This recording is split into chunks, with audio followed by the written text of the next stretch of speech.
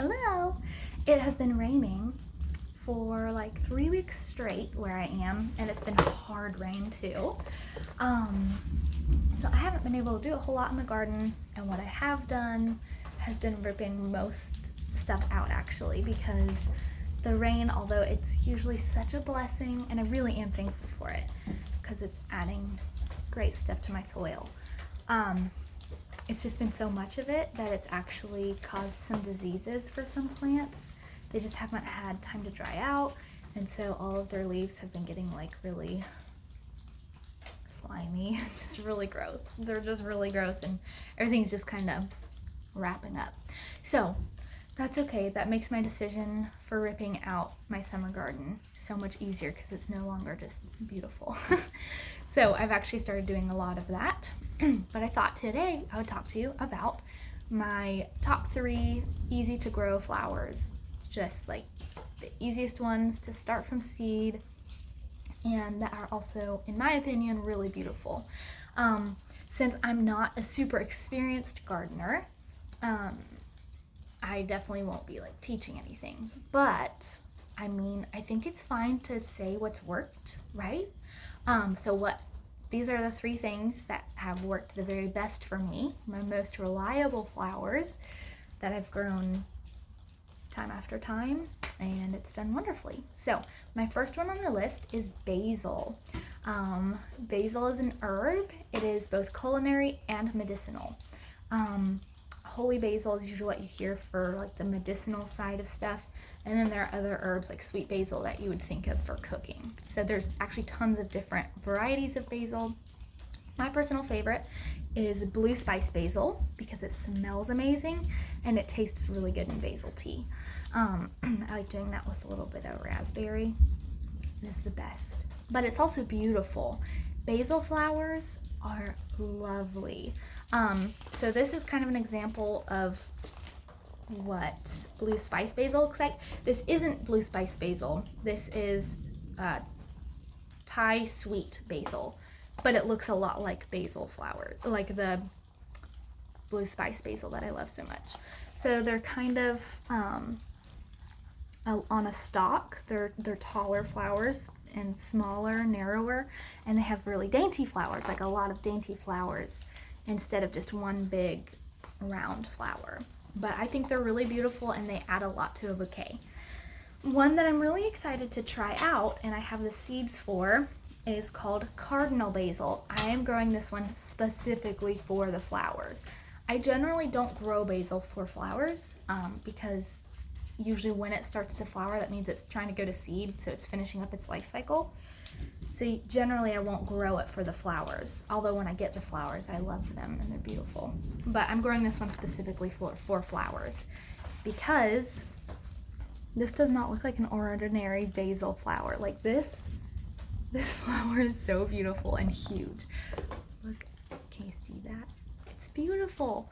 So I have the seeds for this and I'm excited to grow it. And since it's basil, I am expecting that it will grow very easily as well. So basil is the top on my list. Well, the first one I started with. I think these are all pretty equal in my brain. The second one is marigold, and I know marigold is a very common flower and most people don't grow it because it's beautiful. They grow it because it's good to deter some stuff, and they use it a lot as a companion plant. But I think it's beautiful, and it comes in a few different shapes and sizes. There aren't as many different kinds of marigolds. Like I've never seen colors other than yellow and orange.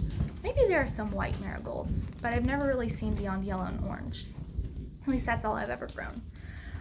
But they have a couple different really cool shapes. One that I really love, it's very orb-like and just full of petals, is called crackerjack. Yeah, crackerjack. Or pepper jack, maybe. I think it's crackerjack marigolds, and they're just very round and full, and the petals are really soft, and I think they're really pretty. But another one I'm excited to grow that I haven't yet is called the spun orange marigold. I don't know, I just think it's kind of funky. It's really fun looking, so I'm really excited to grow this one. All the other marigolds I have tried to grow have done very well for me. Plus, basil and marigold, I never really noticed bugs in them. You know how some flowers, not sunflowers, but some flowers, you pick them and then you realize, oh man, they have tons of bugs or ants in them, and you don't want to bring that in your house because then you'll have ants in your house, which you never want.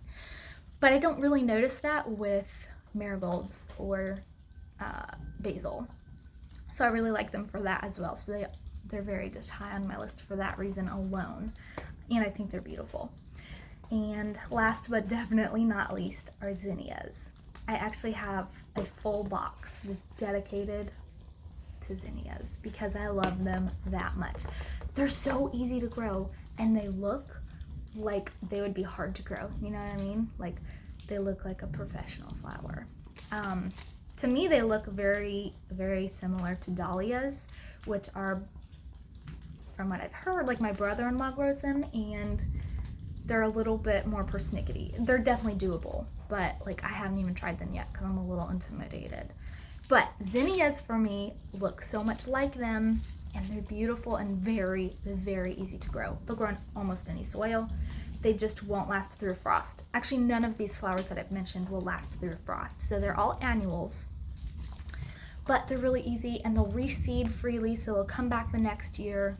So pretty much you don't even have to replant them because the next year they'll just pop up with new things. So I don't know. I'm really excited. One that I have not tried yet of zinnias is called the Queen. I actually haven't tried any of the Queen Lime Orange. I put some in the ground a couple weeks ago, so I'm really excited to see how they do. But this one is the Queen Lime Orange, and it's beautiful. I'm so excited about this. I have just multiples, but some of the ones that I've tried and have all done very well for me is the Purple Prince zinnia. It's a very big, voluminous flower in zinnia. There are some zinnias where it's just like one layer of petals and they're really cute. There are some that are like really dainty and just tiny buds, and then there are others that are like the size of your hand, and that's what not Blue Spice. I still have basil on the brain.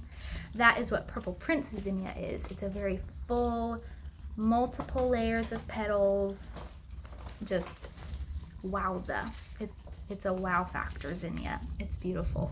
So I've grown this and it's done very well, very prolific. The tip with zinnias, if you want it to branch out, is while it is a seedling.